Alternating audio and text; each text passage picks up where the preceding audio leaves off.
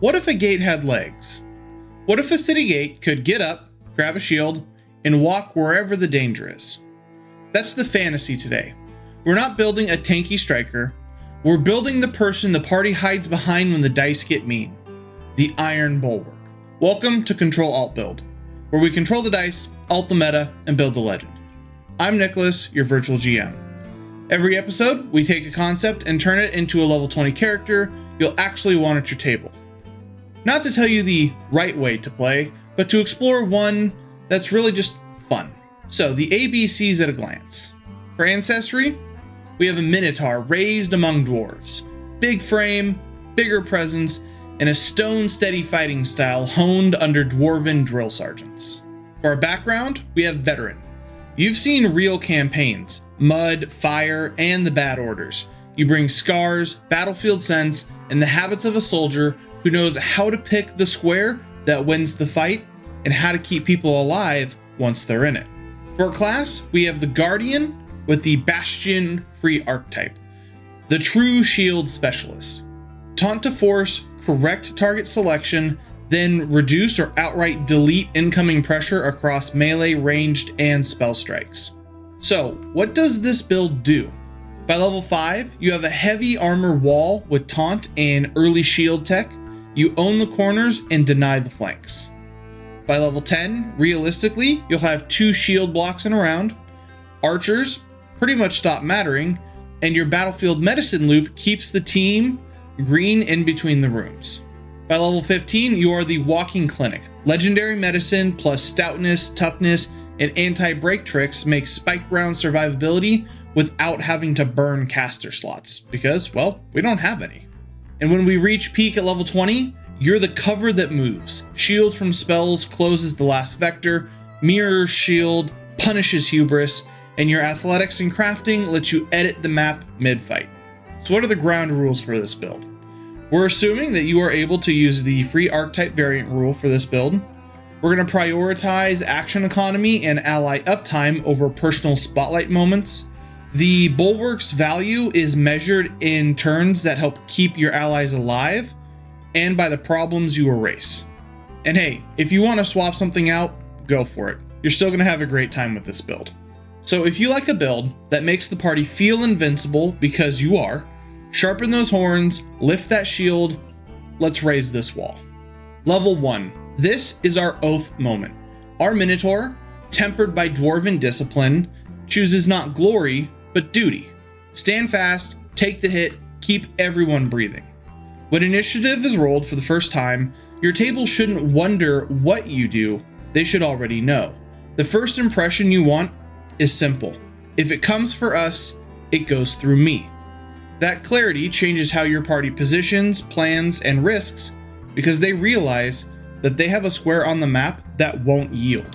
For our attribute stats, we have a starting spread of +4 to strength, dex +2, con +3, intelligence +0, wisdom +1, and charisma -1. Strength keeps your basic offense and your shoving tripping relevant, so taunted enemies pay for closing in on you. Constitution stabilizes you against early crit pileups. The modest dex helps with reflex and initiative even in plate armor. And wisdom nudges perception and will just enough in the opening tiers. For our skills, we're trained in acrobatics, athletics, warfare lore, medicine, nature, and stealth. We're going to prioritize athletics for the battlefield control tools, and medicine, which lets us stabilize and patch while staying non-magical. Warfare lore is on theme and genuinely useful for recall knowledge that could help you inform where to anchor on the battlefield. So let's take a look at our feats. For our Ancestry, we have Unburden Iron, heavy armor without the usual drag. You play a tower and plate and still have the map presence to intercept.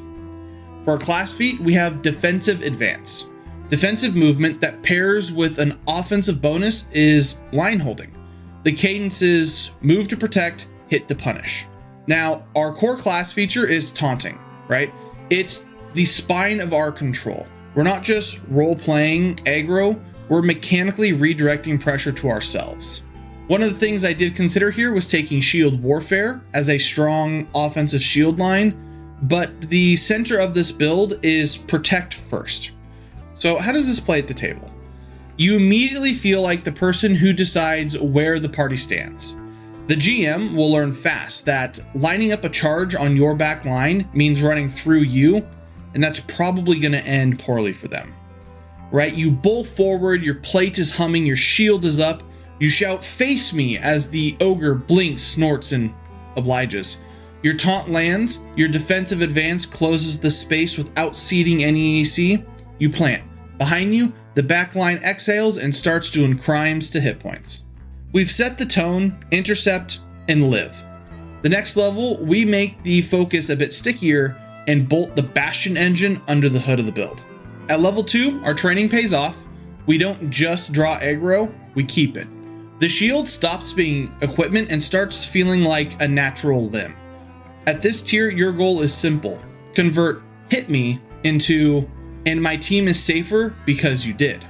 We're going to pick up the hefty hauler skill feat. We are a walking supply line now. Spare shields, kits, barricades. It sounds minor, but it plays a major role when attrition starts to bite and you're the one who has to carry the plan. For our feats, we're going to take Shielding Taunt as our class feat. When the enemies take the bait from our taunt, our team is going to be measurably safer because we are the target. This is that MMO tank feeling codified. We're going to grab our free archetype here, Bastion Dedication. This locks in the engine of our build. This is going to power most of the shield tricks that we have for the next 18 levels. Now, one of the alternatives we could have looked at here was Taunting Strike. It does a little bit of damage, but the right line here is Taunt Mitigate rather than Taunt and Poke. Remember, we're here to protect first and then punish. At level 2, you should expect ranged enemies to start to test your nerve, which is good. The moment they choose to target you, your wizard gets an opportunity to finish their spell unaffected. You've turned the enemy's action into team tempo. Imagine this, you slam your shield rim, the echo rattles the hall. 3 biggards flinch, and the one with the bow decides to shut you up. Perfect. The shot goes at you, not your wizard. Shielding Taunt blankets the squad. We've turned Taunt into a tangible defense. Next, we're going to win the initiative race, so you're always the first piece on the board, and we'll begin padding the won't die package. So with level 3, veterans, they don't react to a fight, they start it on their terms. Your crew learns to glance your way when the dice hit the table. If you're ready, they're safe. This level's goal is act first, anchor immediately. We're going to increase our athletics to expert, so our shoves and trips and the get off our wizard grapples can become more reliable tools that don't tax our reactions or extra actions. Expert is a nice rung where you don't have to ask nicely anymore. For our feats, we're going to take the general feat, Incredible Initiative. This is the best defense because it allows us to get into position before anyone else acts. We're also going to get a free feat here in Die Hard. We're already hard to drop, but the dying track gives us a little more space here. This stacks later with our Dwarven Stoutness for the full why won't it fall energy.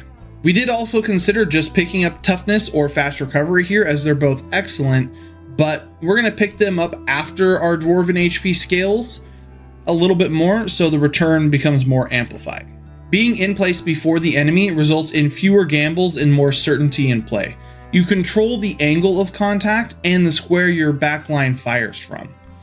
Imagine a bandit jumps at your caravan at dawn. You act first. Stride plus defensive advantage plugs the breach.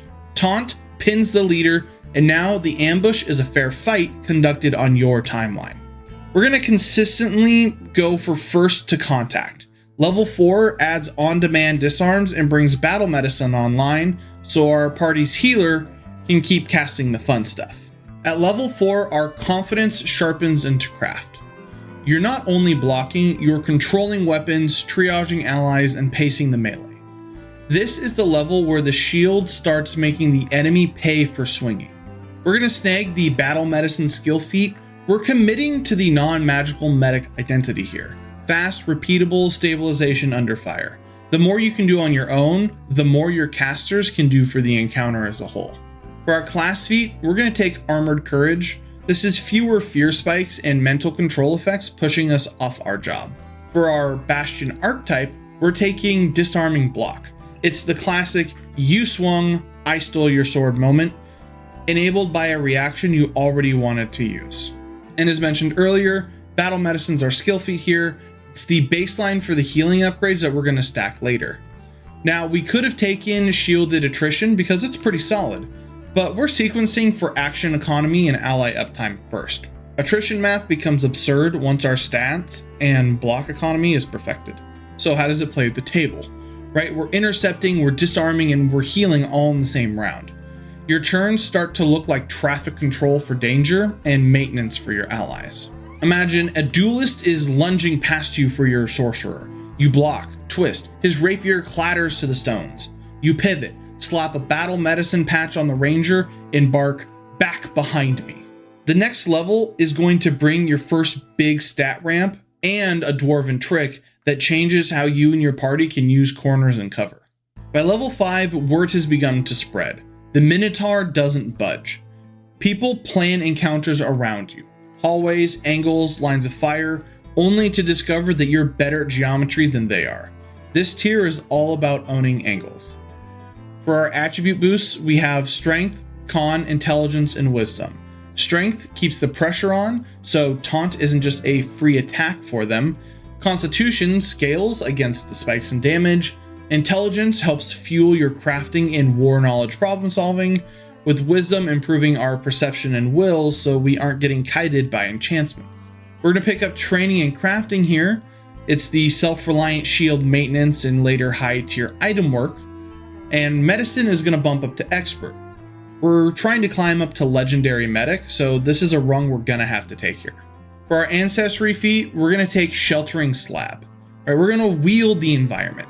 We can now use stone to negate flanking based on off-guard positions around walls, meaning our positioning becomes oppressive.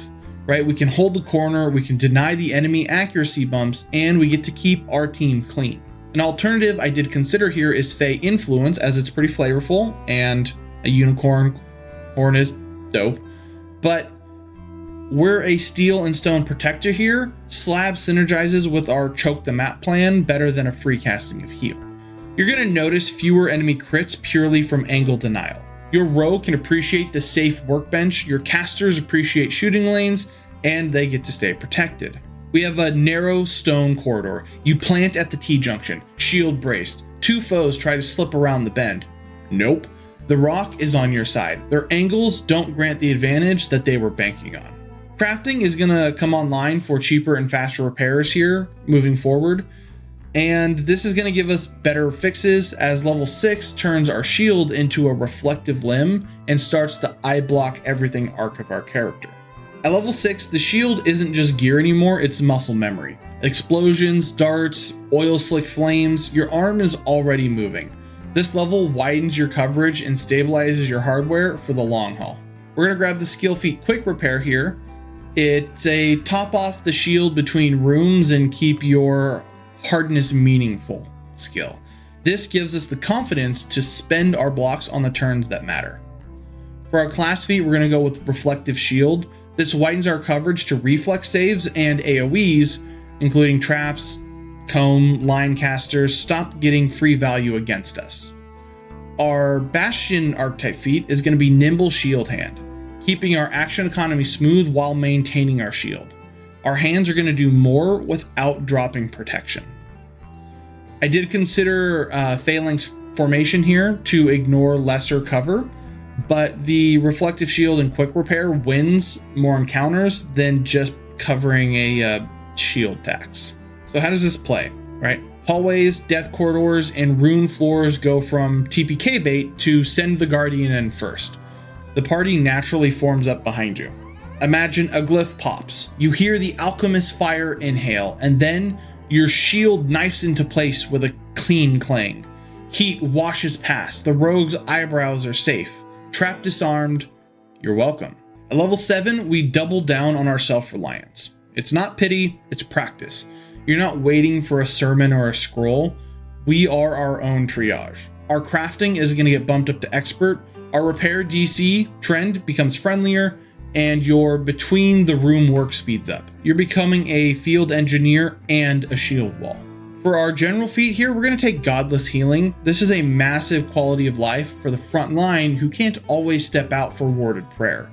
It amplifies an action we're already taking with Battle Medicine, so we get to use it more often and just have less overall friction in the field.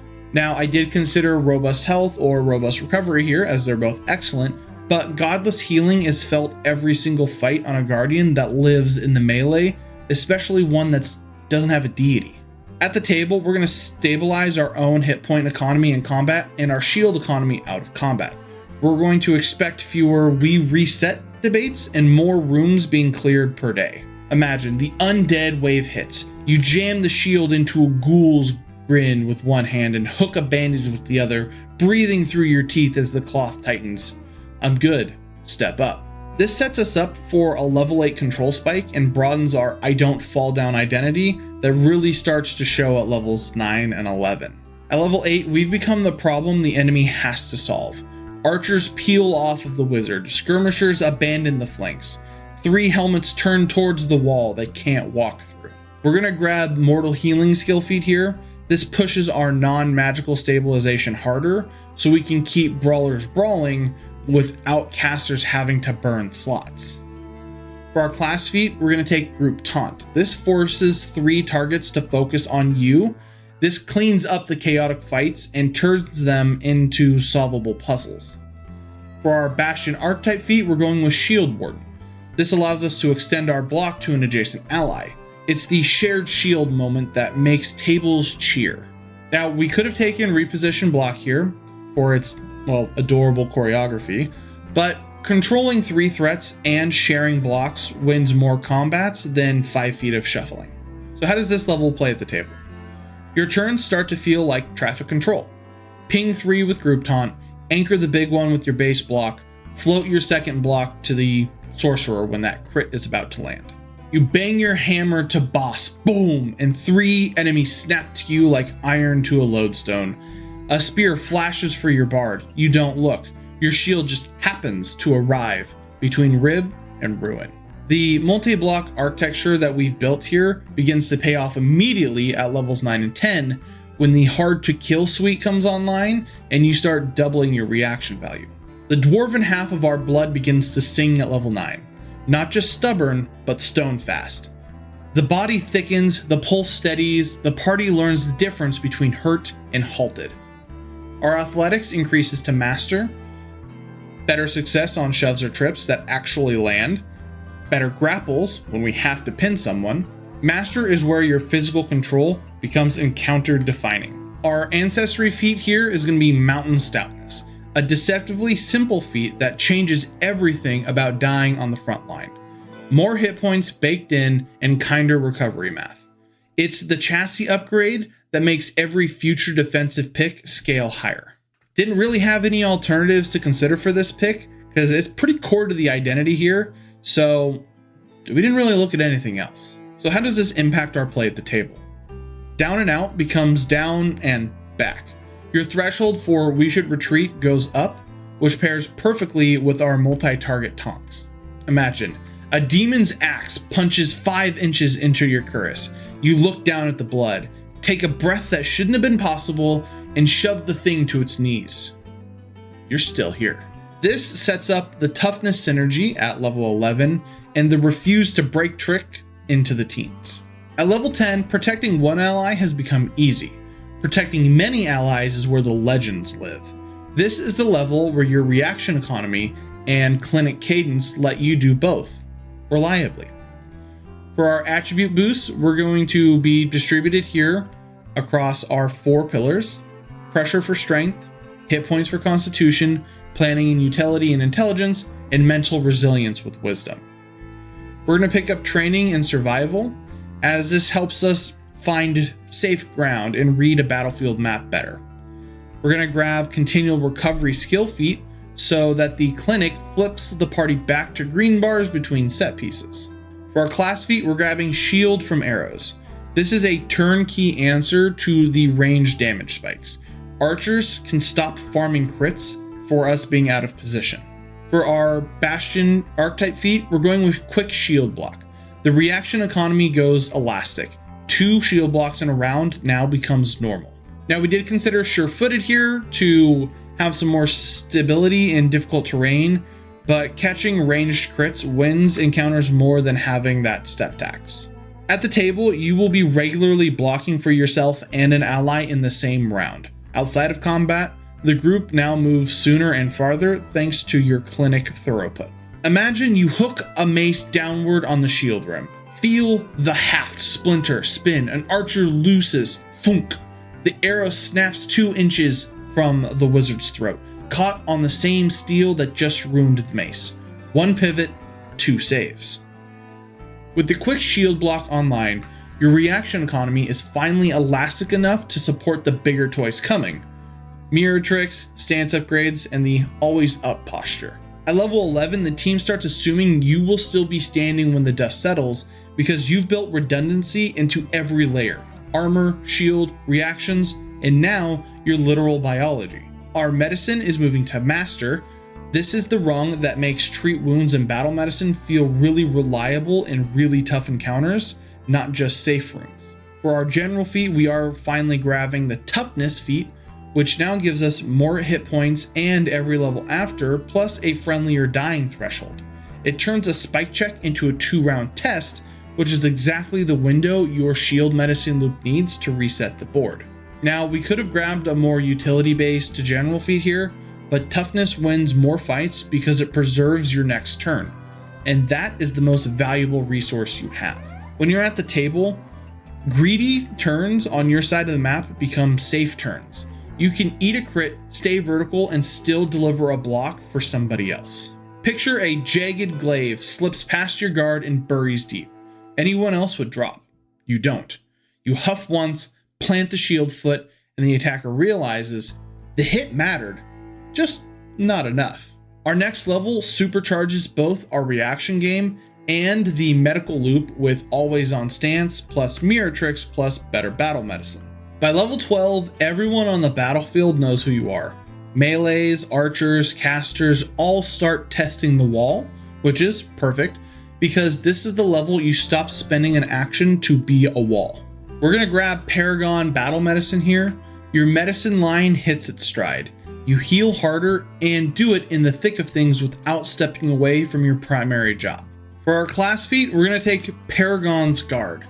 Our shield is now functionally raised as a part of how we fight, not as attacks. That frees up more turns for taunt, strike, shove sequencing. For our archetype feat, we're gonna grab Mirror Shield. When the spell does thread the needle, you can reflect or negate. It won't fire every round, but its threat radius is massive.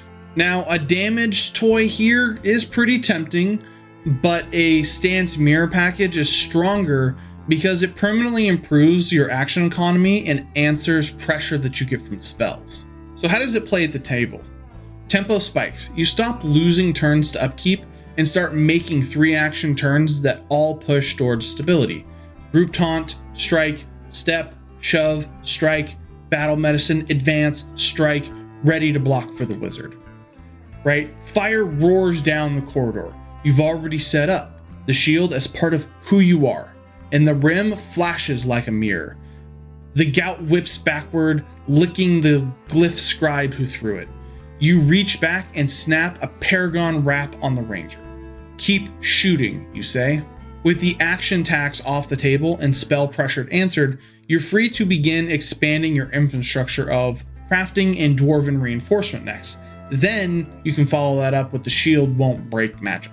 At level 13, you're not just a wall, you're an engineer of a moving fortress. At this tier, your legend isn't about taking hits, it's all about how the battlefield seems built for you wherever you stand. Our crafting increases to master here. We have faster heals, we have faster repairs, higher DC projects, and tangible savings uptime for your shield economy. It also lets your table lean on you between fights. For our Ancestry feat, we go with Dwarven Reinforcement, right? The ability to reinforce an area on the battlefield when you need to stop and take a second to lick your wounds or provide additional cover for your party is always good. Now you could have gone something like Battle Forger or Stone Skin here, but Dwarven Reinforcement is a quiet win that shows up in potentially every combat, not just the ones that feel relevant for the others. There's nothing flashy here, but everything becomes reliable. You'll notice your GM stops trying to farm free map attacks against you or hit you with a shove trip spam. It just doesn't stick against you anymore. Right, in a crumbling keep, you wedge scrap timber and a fallen intel into place, bracing a breach. The next wave hits a choke you built out of nothing, and now suddenly your line is 2 enemies narrower. Moving forward, you get to just keep investing in the economy that keeps the shield game running. Level 14 cashes in, the shield doesn't break when the fight hinges on it, and your triage gets sharper. At level 14, you are the protector of record. NPCs you've never met know who you are. You are the Minotaur in plate with the unbreakable shield. This level is where that rumor becomes literal. We're going to grab advanced first aid. It turns we stabilize later into we stabilize now with the right condition clears and triage choices. This bumps up our tempo once again. For our Bastion archetype feat, we're going to go with shield salvation. When the math says the shield should break, you say no. Keeping a shield at 1 hit point instead of being destroyed can be the difference between I can still block for the wizard and we need to retreat. For our class feat, we're going with blanket defense.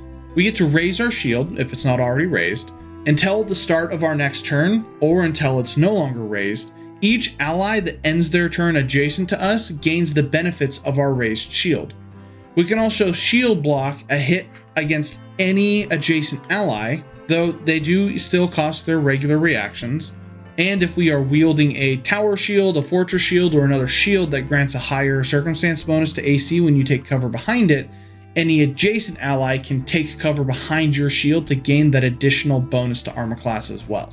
So how does this play at the table so far?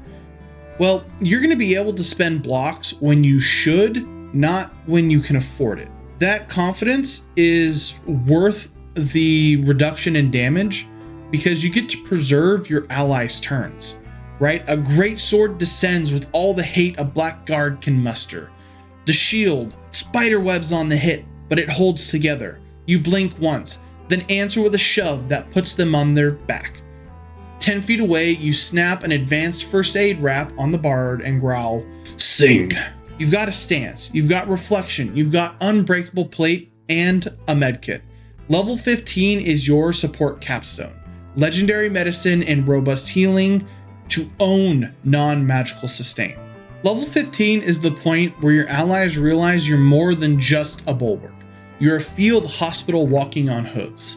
You feel the strongest a mortal can be in the sure set of hands on the map. You get a 4-way bump to your attributes here, with strength getting a partial and con, intelligence, and wisdom all getting +1. Strength keeps contested checks and basic pressure relevant. Con pads the ever-rising hit point pool you multiply with your feats. Intelligence supports your crafting and war knowledge, and wisdom shores up your perception and will. Here your medicine reaches legendary. This is the big one, right? Your treat wounds / battle medicine plan is clinical now. We also gain some training in society. Captains, stewards, and quartermasters start deferring to you when a town needs fortification or triage allocation. For our general feat, we're going to go with robust health. Every successful treat wounds returns some extra HP on top. Combine this with legendary medicine, and this makes you the best non-magical healer at the table. So how does this play at the table right now? You recover a team from a slog in half the time, you feel safe spending reactions rather aggressively, and you let the casters stop hoarding slots for heal spells. Alright, imagine you're kneeling amid churned mud and broken shafts, hands steady. Wounds close, breath evens. By the time the enemy's second wave drums on the far slope, your whole front has color in their cheeks again. You rise, test the shield's edge, thump it twice, and scream, "Round 2." This sets up the late game, levels 16 through 20, to be pure polish. More reaction elasticity, more crafting mastery, stoneborn panic buttons, and this gate opens now, even closer. By now, at level 16, the Bulwark can replace an entire guard unit at the palace gates. This is not bravado, it's logistics. You're the person they post when they can't spare the 5 soldiers, because one of you is simply better than them. We're gonna pick up unusual treatment here. Our medic kit stops being so vanilla. We are a special case triage, odd elements, edge case cures. We've already been the non-magical hospital. We're now also a specialist clinic. For our class feat, we're gonna grab opening stance. You begin every fight ready, freeing an action on round 1 and keeping the shield rhythm always on. For our Bastion archetype feat, we're going with destructive block. When you decide to eat a hit, you don't just reduce it, you punish it. Turning their momentum into a problem for them makes enemies think twice. One of the alternatives we could have considered here was keep up the good fight, as it definitely fits the won't go down thesis, but we're gonna wisely avoid more reaction competition. Our reactions are a premium currency here to get all those blocks. See, now that round 1 stops beginning with a rise or a taunt, it's now a taunt and an act. When they test the wall, your wall's gonna bite back. The alarm bells tolls, you're already set. The first blow rattles your vibrance. Then something in the wrist pops. You don't smile, you just step forward. We've locked on to our always on defense and converted the block into offense. Our next level gives you the Dwarven Panic button and caps our gear brain. Our title changes here at level 17 to the Living Castle Wall. People say our armor doesn't turn aside spells, the stone itself does. And sometimes they're right. Our crafting is going to hit legendary status here. We've moved past the can I repair this and into the how can I improve on this before the next room. Consumable, runes, field fixes. Legendary is what makes your shield economy feel inexhaustible. For our ancestry feat, we're going with Stone Wall. When the fighter swinger hits blast, breath, or brute, you can simply become stone and let it pass. It's your once a day, not this one, against a big effect. One of the alternatives I did consider here was Begin Stampede, as it's very fun, very Minotaur, and it would have been really cool to introduce a Minotaur feat here, but we've intentionally leaned into the Dwarven half for theme and movability throughout the build and didn't want to change that up. At the table, when the boss casts, "This will kill the frontliner," you get to answer with Granite. Between set pieces, legendary crafting keeps the hardware pristine, so you never hesitate to spend a block when you need to. Imagine the corridor blooms with death, color, sound, heat. Where you stood, a statue endures, suit smeared but unbroken. 10 breaths later, it's you again, hooves grinding ash. And you chuckle, right? Our stone wall answered the nuke. Level 18 answers everything else. Spells on top of melee, ranged, and AoE. At level 18, enemies finally stop asking, can he block arrows? It's, can he block that? Spells? Yes. AoE? Yes. The swerving bolt with the name? Also yes. We're gonna grab craft anything. We need it now leaves your party's vocabulary. This is the apex of your field engineer identity. If it exists, you can figure out how to bring it into being. Our class feat, Shield from Spells, cover the last gap that we have. We've covered ranged, we've covered melee, lines, and cones. Now Arcane Bounce is a part of your normal coverage. For our Bastion feat, we grabbed Improve Reflective Shield. Our reflex coverage gets sharper and cheaper. The shield arrives in more edge cases without costing us a turn. Now you might be wondering, what alternatives would we consider here? None. We've been spending 17 levels to get to this point. These are things that we planned. This is how we wanted it to be. So when you're at the table, the formula is pretty simple. You just block everything. The GM stops getting free chips from, it's a spell. You are a roaming cover aura with a hospital stapled to it. And in between rooms, you can fabricate what the next room requires of the party. Imagine, fireball, full assaid, force start. You move like a door swinging, every impact finding steel, then dying on it. The wizard blinks. That's illegal! You shrug. Okay, well then arrest me. Moving forward, we're gonna finish the won't die stack and push athletics to legendary, so you move problems while you're negating them. At level 19, campfire rumors change once again. Not only do you refuse to die, you stand up looking Fine. No limp, no stagger, just more angry than before. Our athletics reaches legendary. This is where shove, trip, grapple starts landing on creatures who didn't think that you were able to do it. You didn't ask the map for permission to do these things, you just begin to edit it. For our general feat, we're going to grab Numb to Death. If you drop and pop back up, you don't wear the aftermath. No walking wounded penalties, no visible fray. Mechanically and narratively, you look untouched. Only polish remains moving forward. The last 4 boosts, the final masteries, and the I make cover happen by existing to a close. At level 20, we reach our final form. We aren't wearing a fortress, we simply are one. When you take a square, it stops belonging to the enemy. When you choose a line, it becomes a border. Our final 4 attribute boosts go to Strength, Dex, Intelligence, and Charisma, locking in pressure, reaction tempo, planning utility, and presence. You end where you intended, balancing across the exact same 4 pillars your playstyle leans on. We're going to grab Training and Arcana here. It's a late pick that simply broadens our toolbox. It could be useful for identifying enemy magic. For our class feat, we're going to grab Great Shield Mastery, the capstone grade bump our shield deserves. More hardness and effectiveness, so our nope remains ironclad even in myth tier fights. For our Bastion feat, we're going to grab Shielded Stride. We move through threatened spaces without ceding control. The shield goes with you instead of you. For our skill feat, we're going to grab Legendary Medic. The clinic becomes a hospital ship. Non-magical healing at its absolute peak. Conditions cleared, bodies topped, adventures continued. Now, we could have considered any flashnal personal DPS spikes here, because they would be fun, but this character isn't a number, it's a promise. They get through me, or they don't get through. You choose the feats that make that promise especially true at level 20. So how do you play? Opening round, you're already raised and in place. Mid rounds, you spend reactions only when they win the map. The end of the round, you're still standing, shield intact, people patched.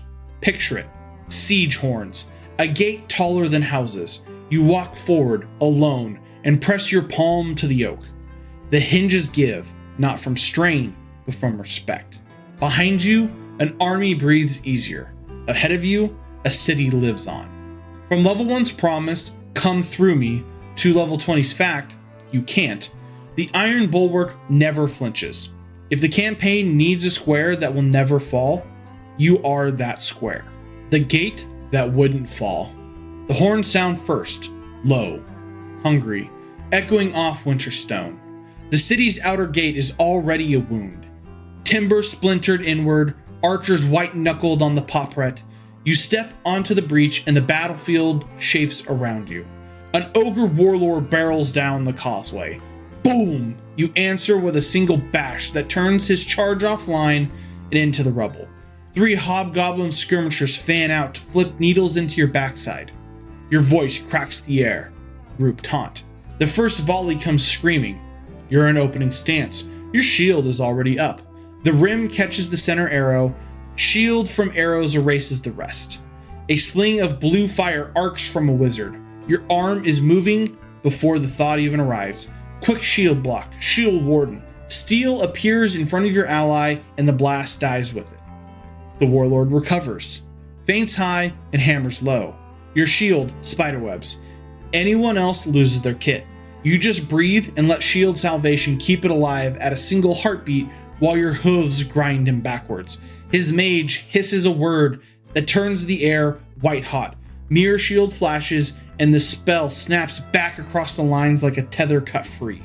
The surviving archers look from you to each other and begin to panic. Good. Then the sky falls. A blotch of burning rock tears down the center of the street. You plant, become stonewall, and the meteor simply breaks around you. Fire curling like fog against a face cliff. You step out of the suit and the line steadies. Your ranger's breathing is ragged. You don't even need to look.